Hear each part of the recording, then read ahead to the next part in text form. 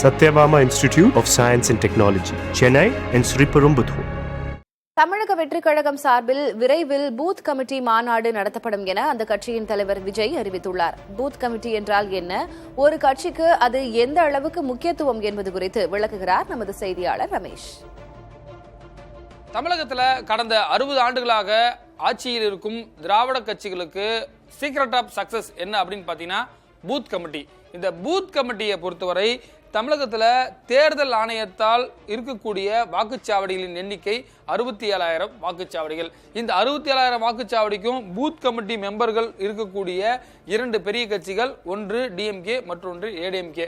மற்ற கட்சிகளுக்கு ஒரு பாதி அளவுக்கு தான் அந்த பூத் கமிட்டி மெம்பர்ஸே இருப்பாங்க. குறிப்பாக டிஎம்கேவில் பூத் கமிட்டி மெம்பர்ஸில் யாரெல்லாம் இருப்பாங்க அப்படின்னு பார்த்தீங்கன்னா, ஒரு பூத் கமிட்டிக்கு 13 பேர் இருப்பாங்க. இதில் ஒரு அமைப்பாளர், அதில் பெண்களுக்கு முக்கியத்துவம் இருக்க வேண்டும். அதே போல் தற்போது ஐடிவிங் என்று சொல்லக்கூடிய தகவல் தொழில்நுட்பத்தை சேர்ந்தவர்களுக்கும் வாய்ப்பு கொடுக்கப்பட்டிருக்கிறது. மற்ற அணிகளை சேர்ந்தவர்களும் அதில் உறுப்பினராக இருப்பார்கள். அதே போல இது தமிழகம் முழுவதும் பார்த்தீங்கன்னா 8,71,000 பேர் இருப்பாங்க. அண்மையில் கூட பார்த்தீங்கன்னா எம்பி எலெக்ஷனுக்கு முன்னாடி பூத் கமிட்டி மாநாடுன்னு ஒன்று கட்சி தலைவர் சார்பாக போடப்பட்டது. இதில் எல்லாருமே அந்தந்த மாவட்டத்திலிருந்து பங்கேற்றாங்க.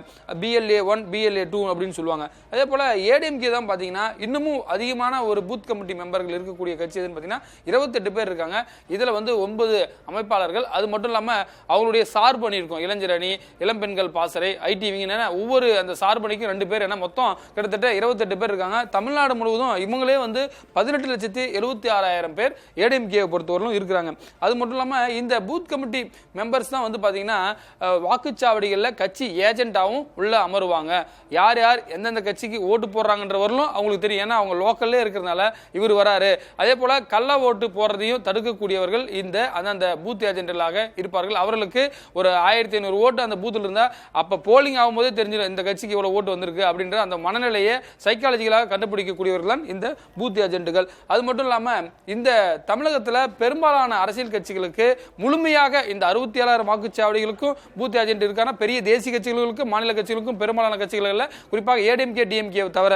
அது மட்டும் இல்லாமல் இந்த நிலையில் தான் தமிழக வெற்றி கழகம் சார்பாக இந்த பூத் கம்யூனிட்டி மாநாடு போடப்படும் என்று விஜய் அறிவித்திருக்கிறார். ஏனென்றால் இதுதான் தேர்தலுக்கு உதவும் என்றே அவர் முன்கூட்டியே கணித்து தான் இதில் சொல்லியிருக்கார். இதில் பார்த்தீங்கன்னா இளைஞர்களுக்கு அதிக முக்கியத்துவம் கொடுக்க திட்டமிட்டிருக்கார். ஐடிவிங் இப்போ என்ன பார்த்தீங்கன்னா அனைத்து கட்சிகளுமே இந்த சோசியல் மீடியாவை பயன்படுத்தக்கூடிய ஐடிவிங் நிர்வாகிகள் அதில் இடம்பெறக்கூடிய வகையில் அவர்கள் திட்டம் வச்சிருக்காங்க.